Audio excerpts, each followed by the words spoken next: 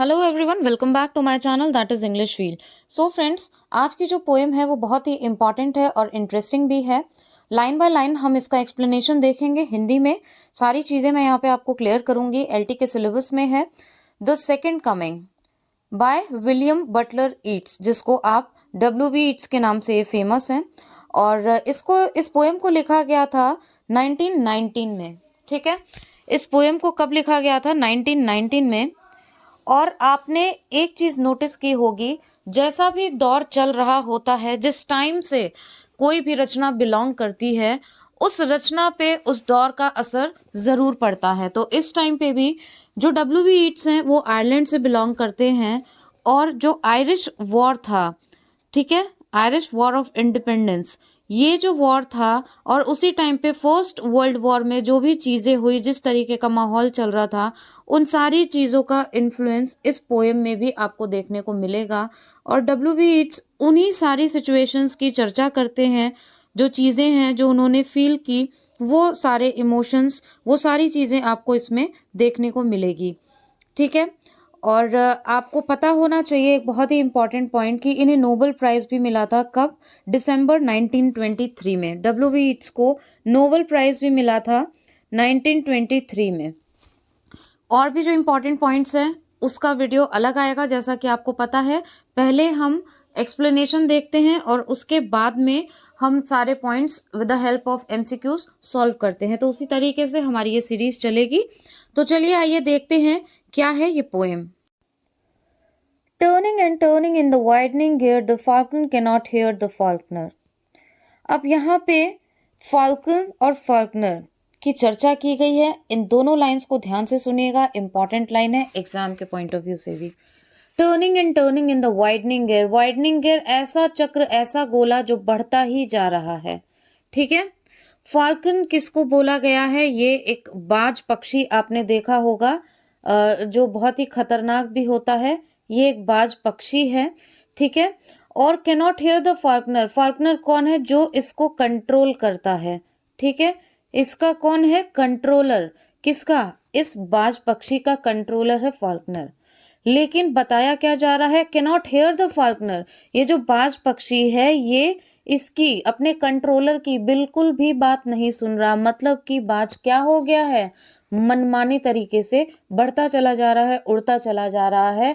और वो जब उड़ रहा है, वो जिस स्पीड से उड़ रहा है, जिस तरह से उड़ रहा है, तो वो चक्र जो गोला है वो क्या होता जा रहा है? वाइडन होता जा रहा है और भी बढ़ता जा रहा है। तो टर्निंग एंड टर्निंग, उसमें क्या आ रहे हैं? खूब सारे टर्न्स आ रहे हैं। इस तरीके से वो उड़ता जा रहा है और बिल्कुल भी बाज को सुनाई नहीं दे रहा है। मतलब वो अपने कंट्रोलर के, अपने फाल्कनर के कंट्रोल में नहीं है। ठीक है। इससे क्या पता चलता है कि ये अब जो दुनिया है, ये जो वर्ल्ड है, उसकी रियलिटी यहाँ पे दर्शा रहे हैं WB यीट्स। उनका कहना है कि आज का जो समाज है, जो सोसाइटी है, उसको उन्होंने इसमें दर्शाया है कि वो बिल्कुल भी किसी की बात सुनने को तैयार नहीं है, अपनी मनमानी चल रही है। और जो जिस दिशा में बढ़ रहा है वो बढ़ता जा रहा है, बढ़ता जा रहा है। देखा जाए तो इस पोएम में आपको वायलेंस पता चलेगी कि वायलेंस कितनी ज़्यादा हो रही है, अराजकता कितनी बढ़ती जा रही है। तो इसलिए यहाँ पे फाल्कन और फाल्कनर का एग्जाम्पल दिया गया है कि वो उसके कंट्रोल में नहीं है। हर इंसान क्या कर रहा है? अपनी मनमानी कर रहा है। आइए आगे देखते हैं। Things fall apart, the centre can not hold, mayor anarchy is लूज्ड upon the world. ठीक है। थिंग्स फॉल अपार्ट, चीज़ें क्या हो रही है? इस तरीके से हो रही है कि वो किसी के कंट्रोल में नहीं है। सेंटर में किसी का कोई कंट्रोल नहीं है। जिस तरीके से फाल्कनर का फाल्कन पे कोई कंट्रोल नहीं है, उस बाज पक्षी पे नहीं है, उसी तरीके से किसी भी चीज़ पे किसी का कंट्रोल नहीं है। Anarchy, mayor anarchy is लूज्ड upon the world. What do you mean by anarchy? Anarchy बोलते हैं जहाँ पे किसी तरीके के कोई लॉज नहीं होते, कोई सरकार नहीं होती, कोई रूल्स रेगुलेशन नहीं होते, किसी भी तरीके का कोई कानून नहीं होता। तो वहाँ पे जब कोई कंट्रोल करने वाला ही नहीं रहेगा, जब संसार में इस तरीके की चीज़ें होगी कि किसी का किसी पे होल्ड ही नहीं होगा, तो सारी चीज़ें क्या हो जाएगी? अराजकता फैलती जाएगी और चीज़ें और भी बढ़ती जाएगी। ठीक है, the blood dim tide is loosed and everywhere. और ब्लड डिम टाइड, टाइड क्या होता है? एक तरीके की लहर। कैसी लहर? Blood dimmed. ये एक तरीके की खूनी लहर क्या हो गई है? लूज्ड। लूज्ड का मतलब होता है सारी जगह वो फैल गई है। क्या? अराजकता। किसकी वजह से? अनार्की की वजह से, क्योंकि वहां पे किसी का कंट्रोल ही नहीं है। जब किसी का कंट्रोल नहीं होगा तो चीजें क्या होगी? अराजकता फैल रही है, वायलेंस फैल रही है, एक खूनी लहर दिखाई दे रही है। ठीक है, आप कह सकते हो कि हर जगह पे मार काट मची हुई है। चलिए आगे देखते हैं। The ceremony of innocence is drowned, the best lack all conviction. The ceremony of innocence, और जो लोग इनोसेंस हैं, मतलब इनोसेंट लोग हैं, जो सीधे साधे लोग हैं, जो अच्छे लोग हैं, this is use for good people, वो भी क्या हो गया? इसी लहर में डूब गए हैं। वो सारे लोग भी कैसे हो गए हैं? इसी के जैसे हो गए हैं, इन्हीं अराजक तत्वों में मिक्स हो चुके हैं। जैसे वायलेंस आज हम देख सकते हैं, हर इंसान सेल्फिश है, कोई किसी की हेल्प नहीं करना चाहता। तो ये सारी चीजें क्या है? ये अराजकता ही है। ये एक तरीके की खूनी लहर ही है कि कोई किसी के लिए सोच नहीं रहा है, सब अपने बारे में ही सोच रहे हैं, सब सेल्फ सेंटर्ड हो गए हैं, सेल्फिश हो गए हैं, और उसके लिए वो कुछ भी कर सकते हैं। The best lack all conviction while the worst, the best lack all conviction. ये जो बेस्ट लैक, लैक मतलब इसकी कमी आ रही है, बेस्ट मतलब this is for good people, जो इनोसेंट लोग हैं, जो अच्छे लोग हैं, तो वो भी क्या हो रहे हैं? वो भी इसी तरीके के होते जा रहे हैं। ठीक है, आगे देखते हैं। Are full of passionate intensity while the worst, while the worst, जो बुरे लोग हैं वो क्या हो रहे हैं? Full of passionate intensity. उनको ये फील ही नहीं हो रहा है कि वो कुछ गलत कर रहे हैं। They are full of passionate intensity, पूरी इंटेंसिटी के साथ वो अपनी मनमानी कर रहे हैं, गलत कामों को अंजाम दे रहे हैं। ठीक है, तो जो वर्स्ट पीपल हैं, जो खराब से खराब लोग हैं, वो लोग क्या कर रहे हैं? इन चीजों को बढ़ावा दे रहे हैं, और इन चीजों को रेगुलर ये चीजें होती आ रही है। Surely some revolution is at hand, surely the second coming is at hand. अब क्या हो रहा है? श्योरली, देख रहे हैं आप, श्योरली जब अराजकता अपने चरम पे पहुंच जाती है, जब चीजें आउट ऑफ कंट्रोल हो जाती है, हर जगह आपको सिर्फ यही चीजें दिखाई देने लग जाती है कि वायलेंस एंड वायलेंस, एक टेरिफाइंग सिचुएशन हो जाती है, तो क्या फील हो रहा है अब? Surely some revolution is at hand, surely अब कुछ ना कुछ अच्छा होगा। इसमें पॉसिबिलिटी दिखाई दे रही है इन दोनों लाइनों में। Surely the second coming is at hand, surely अब क्या है? Second coming is at hand, second coming होने वाला है, किसका? जीसस का। जब अराजकता बहुत बुरी तरह फैल जाती है तो उसके बाद में क्या हुआ? जैसे आपने देखा होगा, आपने ये रामायण वगैरह सुनी होगी, उसमें क्या होता है? जब रावण भी बहुत ज्यादा उपद्रवी हो गया था, तो राम जी ने आकर के उन चीजों का उसका समापन किया, उसको खत्म किया। उसी तरीके से यहाँ पे बोला जा रहा है surely the second coming is at hand, कि जो सेकेंड कमिंग है वो आने वाली है, कुछ ना कुछ अच्छा होने वाला है, ये चीजें खत्म होंगी। The second coming, hardly are those words out. ठीक है, द सेकेंड कमिंग, फिर से सेकेंड कमिंग की ही बात हो रही है कि ये चीज क्या है? ये अब होगी, ऐसा कुछ जरूर होगा। When a vast image out of spiritus mundi troubles my sight, ठीक है, और ये क्या बोल रहे हैं WBH कि एक वास्ट इमेज आउट ऑफ स्पिरिटस मुंडी। स्पिरिटस मुंडी मतलब कि एक बहुत बड़ी सी कोई ऐसी इमेज उनको दिखाई दी, ठीक है, उनके सामने आई, और वो एकदम बेचैन हो गए। और वो कहाँ थी? Somewhere in sands of the desert, कहाँ पे? डेजर्ट में। और ये कौन है? किसकी सेकंड कमिंग होने वाली है? ये जीसस क्राइस्ट का बर्थ होगा, जो कि आकर के सारे लोगों को अपने कंट्रोल में लेंगे, मतलब कि चीजों को सही करेंगे। ठीक है, चीजों को खत्म करेंगे। तो एक ये वास्ट इमेज उसके सामने आती है, WB ईट्स के सामने।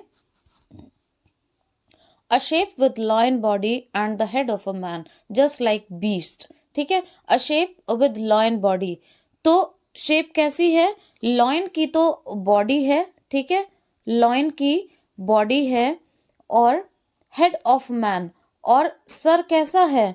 वो इंसान जैसा सर है। ठीक है, कुछ इस टाइप की। मेरी ड्राइंग इतनी परफेक्ट नहीं है। तो जो धड़ है वो तो लॉयन का है, ठीक है, बॉडी, और जो हेड है वो मैन का है। A gaze blank and pitiless as the sun. और ये कहाँ पे दिखाई दे रही है? डेजर्ट में, रेगिस्तान में। Gaze blank and pitiless as the sun, जैसे कि आप देखते हैं रेगिस्तान में जो सूरज की तपन होती है, जो सूर्य की गर्मी होती है, उस आग से, उस तपन से कोई बच नहीं पाता है, वो इतनी तेज होती है, ठीक है। पिटिलेस, बिल्कुल निर्दयता, वो किसी पे भी रहम नहीं दिखाता सूर्य, सबके ऊपर समान रोशनी देता है। और उसी तरीके से जैसे कि कोई दया का भाव ना हो, बहुत ज़्यादा गर्मी पड़ती है रेगिस्तान में, ठीक उसी तरीके से उनको ये वास्ट इमेज, ये बहुत बड़ी जो इमेज दिखाई दे रही है रेगिस्तान में, वो कुछ ऐसी ही है जो किसी पे अपना दया भाव बरसाने वाली नहीं है, ठीक है, पिटिलेस है एकदम। is moving its slow thighs while all about it real shadows of the indignant desert birds, ठीक है। मूविंग इट स्लो थाइज, अपने थाइज को क्या है, धीरे धीरे वो मूव कर रही है, मतलब धीरे धीरे, स्लोली, ग्रेजुअल मूवमेंट है उसका, आगे बढ़ रही है। Real shadows of the indignant desert bird. Indignant क्या होता है? जो बहुत ज़्यादा जिसको गुस्सा आता है, ठीक है। तो बहुत उसकी जो चाल कैसी है, गुस्से वाली है। जैसे कि डेजर्ट बर्ड्स कैसी होती है, डेजर्ट में जो आपको बर्ड्स दिखती हैं वो कैसी दिखती हैं? वो क्या स्पैरो जैसी होती है? बिल्कुल नहीं ना, जो बहुत ही फेमिलियर होती हैं, आके आपके घर की छत पे भी बैठ जाती है, उसकी चहचहाट आपको सुनाई देती है। तो वो खूंखार बर्ड्स नहीं होती, गुस्सैल बर्ड्स नहीं होती। गुस्सैल कौन होती हैं? जो बाज होते हैं, फाल्कन होते हैं, वल्चर्स होती हैं, ये सारे खूंखार होते हैं। और डेजर्ट में ये सारी बर्ड्स आपको देखने को मिलती है, ठीक है। तो जैसे कि उसी तरीके की उसको उसमें दिखाई दे रहा है। द डार्कनेस ड्रॉप्स अगेन, और जो चारों तरफ क्या हो जाएगी, फिर से डार्कनेस और डार्कनेस हो जाएगी। But now I know that 20 centuries of stony sleep, लेकिन अब मुझे पता है, इन सारी चीज़ों के बाद 2000 साल निकल चुके हैं। स्टोनी स्लीप मतलब इतना ज़्यादा टाइम निकला है, तो उसको स्टोनी स्लीप बताया है। Were vexed to nightmare by a rocking cradle. Cradle होता है जिसमें आप कह सकते हो, आपने ट्रॉली देखी होगी छोटे बच्चों की, जिसमें उसको सुलाते हैं, बच्चों को सुलाते हैं। तो वर वेक्स टू नाइटमेयर, ऐसा उनको सपना आया, और वो जो क्रैडल है वो हिला। रॉकिंग क्रैडल मीन्स वो हिला, और उनको ये सपना आया। And what rough beast its hour come round at last. और जैसे कि उनको क्या लगा कि ये क्रैडल हिल रहा है, और वो जो स्टोनी स्लीप है वो अब ख़त्म हो रही है। अब 2000 साल निकल चुके हैं, अब वो सेकंड कमिंग होगी, जीसस क्राइस्ट बर्थ लेंगे, और उसके बाद में इन सारी चीज़ों को वो क्या करेंगे? कंट्रोल करेंगे, ख़त्म करेंगे। ये जो वायलेंस, ये जो ब्लडशेड चारों तरफ फैला हुआ है, उन चीज़ों को ख़त्म करेंगे, ठीक है। रफ बीस्ट, बीस्ट का मतलब वही होता है कि आधा जानवर और आधा इंसान। मतलब क्या इसमें डिस्क्रिप्शन था? हेड तो आपका क्या है, वो है मैन जैसा, और बाकी की जो बॉडी है वो शेप ऑफ लॉयन, ठीक है। तो उसी के बारे में यहाँ पे कहा गया है, rough beast its hour come round at last slouches towards Bethlehem to be born. और बेथलम क्या है? यहीं पे जीसस क्राइस्ट का क्या है? बर्थ हुआ था।